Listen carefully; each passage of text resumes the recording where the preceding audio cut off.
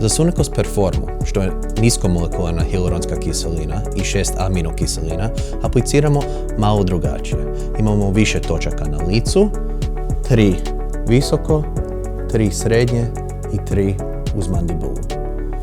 Kod svake točke apliciramo 0,1 ml. S time dobimo 3, 6, 9. Zadnjih 0,1 dobro ste pogodili u bradu.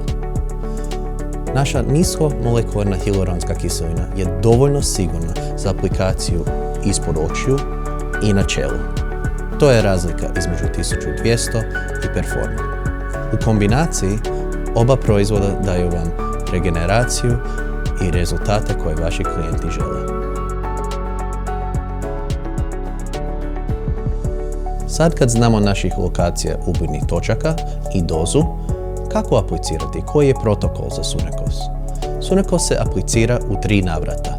Prvi put daje se 1200 i Performu u istom navratu, te za 2 tjedna samo Sunekos Performu, te za 2 tjedna samo Sunekos Performu.